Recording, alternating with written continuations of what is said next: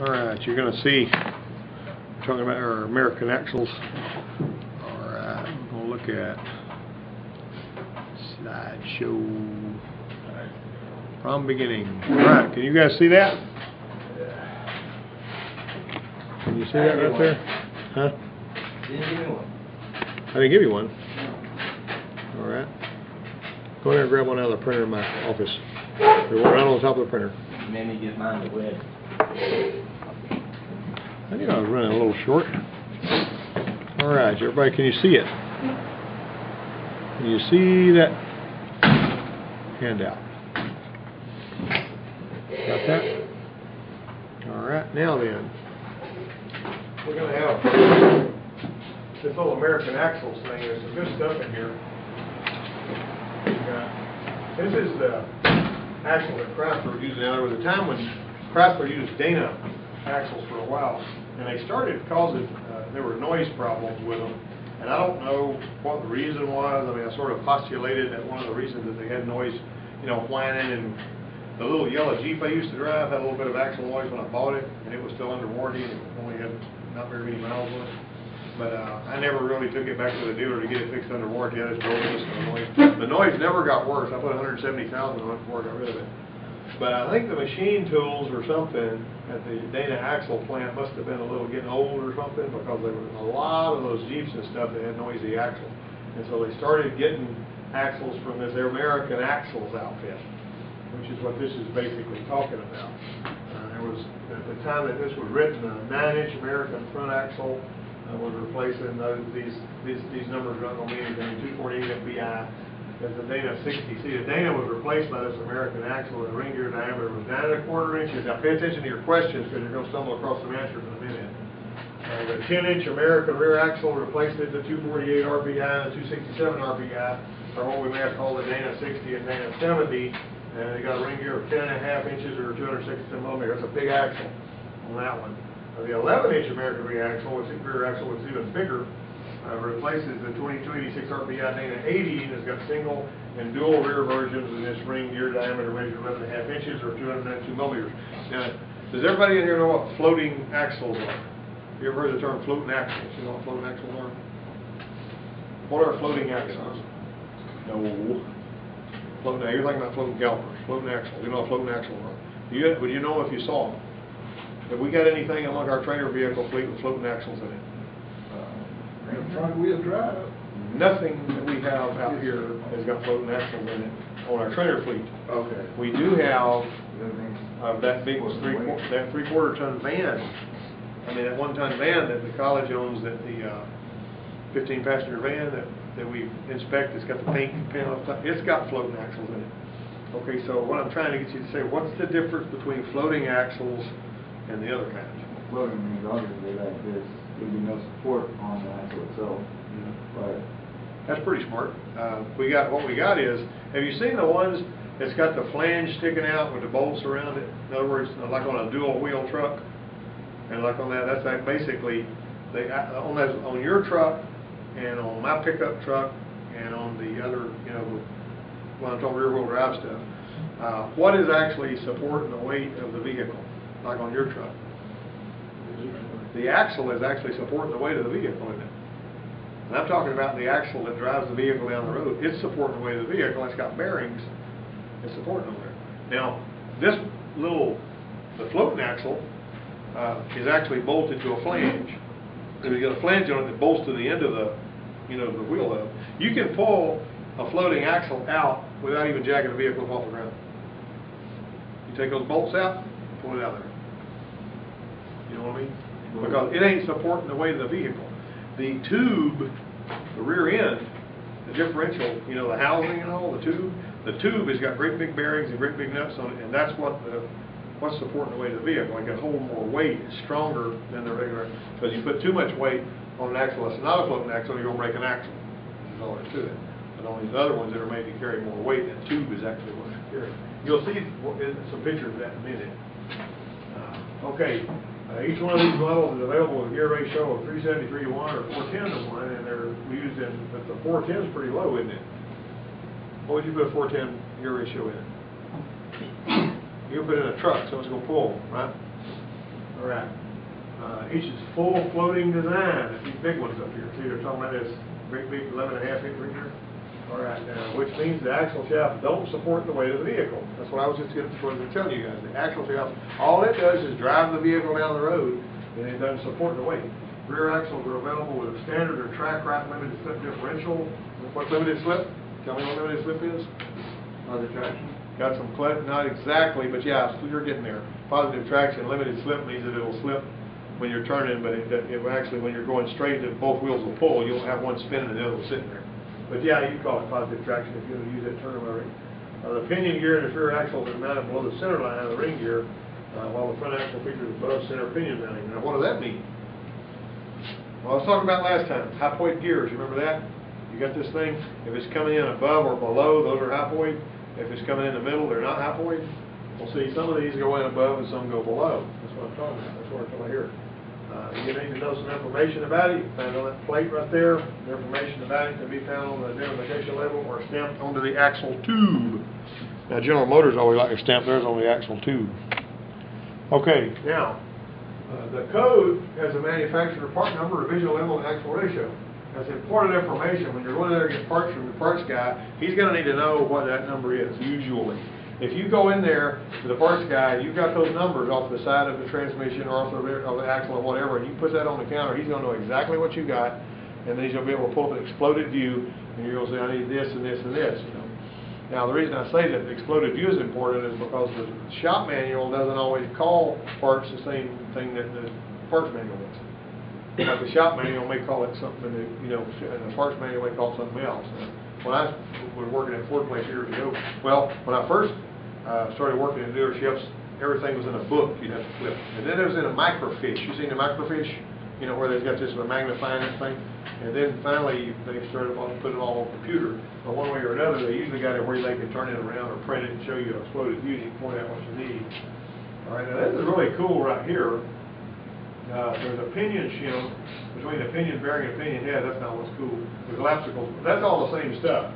All right, but these right here, you see that little thing right there? That is actually threaded so that you can actually set your backlash by screwing this back and forth. Now this little thing here holds it so that it won't turn after you get it set. All right, you got that differential pinion shaft in its rear axle. You got to pull a pinion shaft. You're going to have to use a hammer and a punch on the side of the shaft that has a hole, so on and so forth. All right, now let's look. Keep watching your questions now. All right. Yeah. At this time of the writing, the time this was written, a new feature of American axles was a track right helical differential used in limited slip orders. See that? That's not like anything you've seen in the other differential, is it? You got the little brake shoes on there. You got pinion gear. And that's how that thing works. It uses helical pinion gears and brake shoes. That is real odd. All right. So got differential pinion gear, 6-pinion brake shoes, divide and distribute torque. It uses a 2-piece case and 2 side gears, and it doesn't have any clutches. See, the clutches make it a little aggravating to disassemble. Why does one with clutches, like in our police car, hard to take apart? You guys have all pulled spider gears out, you know, your pinion gears and all that. I mean, not your pinion gears, but your, you know, where you take that little pin out, you pull that big shiny pin out in the middle, and you pull those gears, you roll it down and get those pins out, and the axles out, and you've done all that stuff. Everybody in here has done that. Okay, but on the Crown Victoria, there's a great big spring in there. It's actually holding those clutches, and you got to pull when you pull that what was I saying? Spider gear, shiny. I can't ever think of it. Anyway, a pinion out of there. You know, when you pull that little bolt and you pull this thing out, you got to work that big old ugly spring out of there. You know, that's kind of aggravating. And so, but then you unstack all those clutches. They're sort of like every other one, like an automatic transmission, sort of, except they're smaller. And they got all that pressure on. Pressure's there all the time. And that's why you're supposed to have that stinking traction, you know, that differential friction modifier, so that it doesn't go whoop, whoop, whoop, whoop, going around the curve. Did you know what they used to do sometimes, by the way, you know what new vehicle pre-delivery is in the dealership? I mean, basically, if a truck comes off the motor convoy, when they bring it in there, there's a checklist of stuff that's supposed to be checked by the people that get it ready for the customer. You know, the plastic's got to be peeled off the paint, and they got to make sure that the floor mats are put in there. They got to put the hubcaps on it, check all the fluid levels, check all the torque. There's a thing you got to check off. You know, if you do it right, you can knock one out in about 30, 45 minutes, and it pays pretty good if you're getting paid commission to do that job. We used to enjoy doing them at the Mazda place when I was at work, because you get paid like 2.5 hours to do one, and if you can do it right in 45 minutes. But what Ford would do to make sure that the pre-deliveries were being done, see, that gets charged to the manufacturer. The manufacturer pays the dealership to pre-deliver each car. It's a pretty good bit of money. And it's really easy to fudge by just doing some of the stuff, charging the manufacturer for it. And so Ford would deliberately put some vehicles out of here that had market serial numbers on, and they leave oil out of the rear end. You know, because checking differential oil is kind of a pain. You got to get there, break that thing loose. You got to make sure there's oil in it. And what they would do is, and they even told you they were going to do it. They go, some of the trucks we're sending you aren't going to have any oil in the rear end. And so people, if the guy was too lazy to check if he just checked it off, and he checked the oil in the rear end, and then they drive it down the road, it burns up the rear end, and a warranty claim comes through, the rear end needs to be replaced on this brand new truck. You know, they're going to look it up. That's one of the ones we put out without oil in it. You should have checked that, and you would have known. We'd have paid you for the oil. You know, so they charge back the pre-delivery on that one and all this kind of stuff, and you slap your hand for not doing what you know what's wrong with that? And integrity is important when you're checking it. Oh, this is a new truck. I don't need to be worried about this. You'd be surprised when it gets by. But anyway, so basically the track right differential components will be marked before disassembly. You're going to mark them, reassemble them in original locations, and the design is helical, makes diagnosis straightforward. It won't move when differential failure occurs. See them little, so you can kind of see if I turn that light off. You see how that's done? You're basically making marks on that. So just if you see that, don't be spooked and not have any idea what's going on. The fluid specified for American axles is different from the axle used previously. Both the front and rear models use synthetic gear lubricant for a factory fill. Now, that's not unusual for these Chevrolet pickups that we got out here. The college heads, it's like 2,000 models. They got to have synthetic oil. That stuff costs a lot of money. I filled up in a Ford. I filled up a differential with oil it's supposed to have, and it was like $45 worth of oil to put in there. It was like a couple of Fords. You know? All right, you ought to be aware that there's a 500-mile break-in period. It ought to be not exceed 50 miles an hour under loaded conditions. Now, see, everybody wants to drive their new car and just go crazy with it, right? One time we got a vehicle that was, they bought it. It was a brand new Bronco, I think, and they took that thing and they bought it. They signed the papers. The deal was closed. And they headed for Ozark on it, on 231. They came back about 45 minutes later, and they said, we want to give this vehicle back. We want out of the deal. The check engine light came on. We're scared of it. You know, thinking something wrong. So we said, well, before we do that, let's just see what the check engine light is. So we plugged the check engine light in. It had a P1270 code. That means that they went faster than 100 miles an hour to the point to where it started shutting the injectors off, because the tires weren't really designed to go that fast, so the PCM was controlled to cut things down. And it flagged us that they had been driving it so fast. And they thought they'd messed it up. You know what I'm saying? They weren't out of it. You know, they didn't want to tell us they drove it so fast that they caused that. They scared them, you know. They didn't get out of the deal, by the way. We just cleared the code and told them not to do it again. All right, so according to the 6-step troubleshooting procedure, the first thing you're supposed to do before chasing down the actual problem is to verify that it's present. Everybody knows that. You verify the concern. You got to make sure it's doing what it's supposed to be doing. What did we do on the Cherokee air conditioner? We turned it on. Look, wasn't cooling. Look, compressor wasn't running, right? Got it? All right, now then, some kind of noise-related issue, you know, you're going to be looking for that, and that's usually what you got on the rear end. You're going to need to determine any related symptoms that may be caused by other rotating components, such as a tire or a transfer case. And with the helper driving, you can analyze the symptoms using chassis ear. Who's used the chassis ear? You use the chassis ear. You put a little microphone, you click it from one to the other, and you can hear what's going on. All right. Separate noises from the different areas of the vehicle. So if you determine that an actual noise does exist, you can isolate the club. On General Crudop's daughter's Explorer, we found that the rear axle had bearings that were all brittled in it, and it had CD axles going out the other. And the bearings in those hubs out there were bad too, and you could cut them apart and see where they were at. I got the races up there on the twig and get back and move them. All right, so you can have howl, growl, and whine. Howl is an oscillating sound associated with run out of rotating components, and growl is a low-pitched sound that's usually caused by bearings that are damaged or worn. Whine is a higher pitch that is most often related to the mesh between ring and pinion gears. You know, whine is like that singing that you hear. You hear that, you know, that guy singing. So you can look at TSBs about that. Okay, whatever the nature of the actual noise, an inspection is necessary to determine a problem. I don't like to pull that cover off and have a look at it. Now, I will tell you that those gears can look really good and still be noisy. Now, the bearings, if they're noisy, you're going to be able to see what's wrong with them. Bearings are not going to be noisy and look good. If bearings are noisy, they're going to look bad.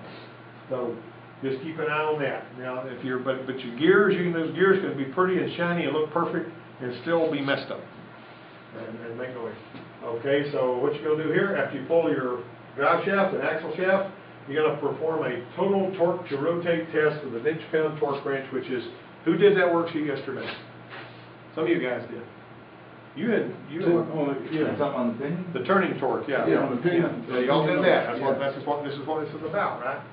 And knowing how to do that. Record the measurement, take note of any erratic torque readings. Okay, you're going to remove the differential cover, look at the fluid percentage of contamination for bits or pieces of metal, significant quantities of metal filings in the fluid, which indicate damage to component. Now, I didn't say look for any metal filings, significant.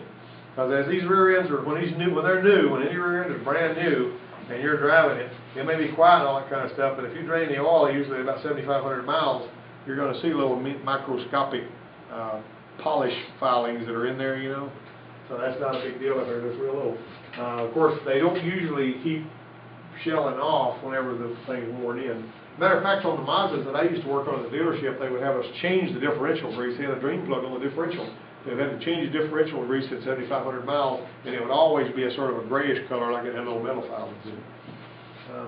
Next, you ought to measure backlash at 8 points spaced equally around the ring gear because of the gear design. The correct backlash is critical to the operation, and the measurement should not vary by more than 0.02 of an inch, you know, in any of these 8 places, be within spec. If backlash variance is out of spec, there could be a run-out problem with the ring and pinion gear or the differential case. Now, does everybody in here know how to measure backlash? We went over that on that rear axle over there that I got that jig on the bench, right? Remember that? That's how much space there is between the gears. Don't. You're actually measuring with a dial indicator so you can get a number on that. Okay. Check the gear contact pattern, put the marking compound of the ring gear. What did we use for that? Anybody remember? What do you call the stuff I used? Prussian blue. Remember that stuff? Prussian blue worked. And they used some white grease. I mean, you can actually spray white lithium grease on it and turn it through. Anything like that will work.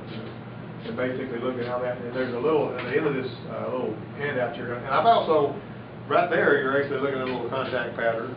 But that little sheet that I printed out for Daniel just now has got a contact pattern. You know, the one on the rear end, that big long sheet on tearing the rear end part, put it back together. The end of it is contact pattern. That's what he's talking about. All right. So, let's see. Continue the inspection by pulling the differential case, removing the differential case. What's the differential case? Somebody tell me what the differential case is. Anybody know? Nope. This is the differential case. Oh. That's the differential case right there. This is actually the differential case. These are the differential gears. This is the case. I call this the carrier. They call it the case. The ring gear goes on here. These bearings out here. And this one right here, I like having this one because it came out of a small European car and it's real easy for me to hold, or I mean a small Asian car. It's easy for me to hang on to. You can also demonstrate the spider gear and all that. Okay, so that's the differential. Remember that. Measure and record the pinion total torque to rotate with the engine pound torque rate. Subtract that from your, now what's the pinion? When you pull that, there's bearings on the end of that that are preloaded. When you pull that out of there, then you can measure just the pinion by itself, right? You know, that's that gear that's hooked to the yoke. Measuring that by itself is really important because you want to be able to separate the two. If you got too much preload on this one, not enough on the pinion, they might act like you got plenty on both of them. And the reason you want them to be preloaded, you don't want them to be moving around anyway. You want to be able to turn, but you don't want them getting out of relationship with each other.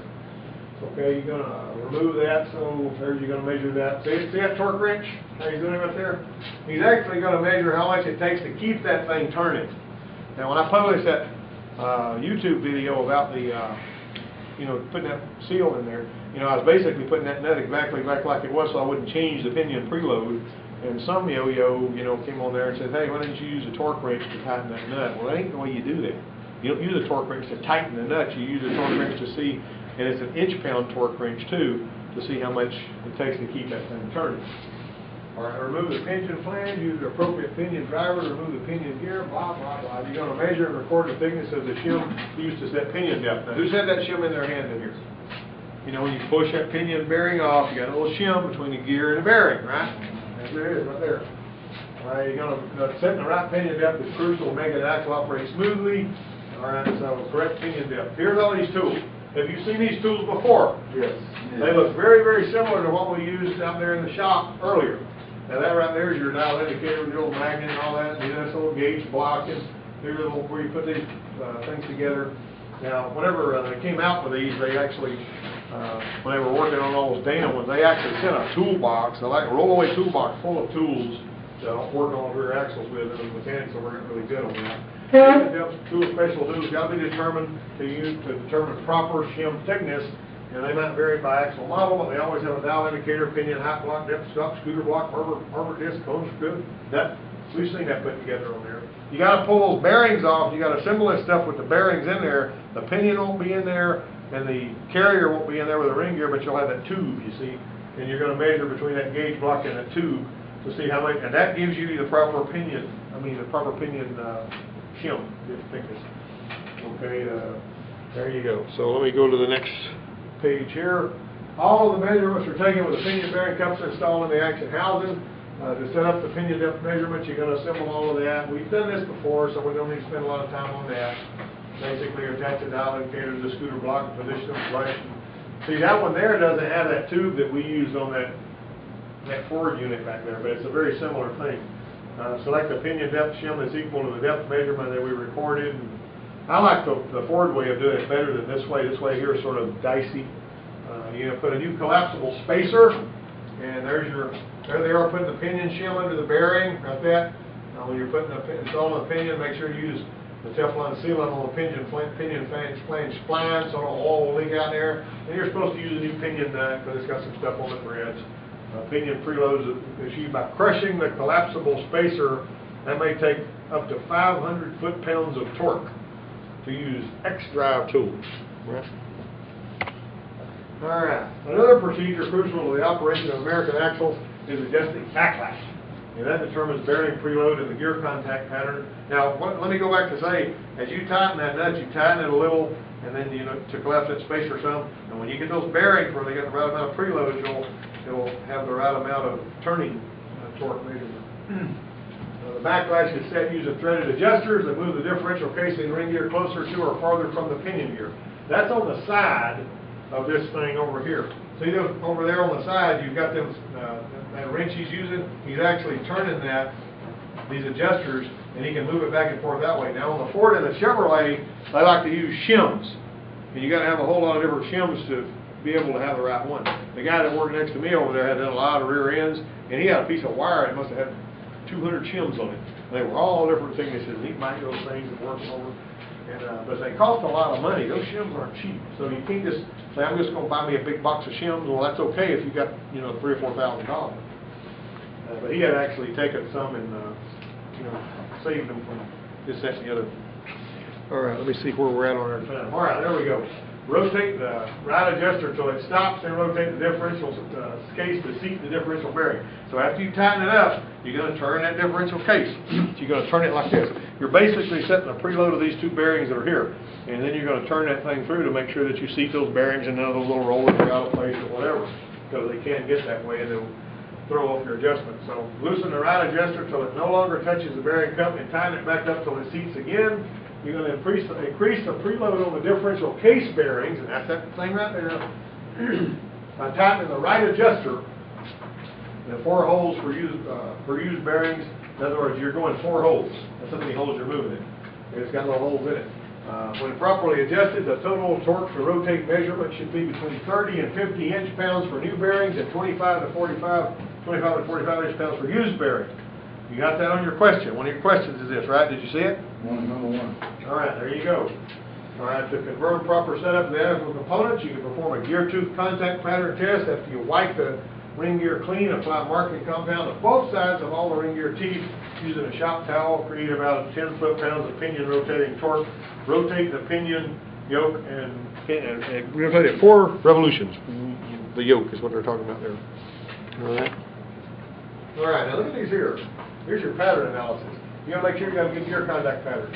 Look at the pattern, compare it to the service information here. So 24A, there's 24A.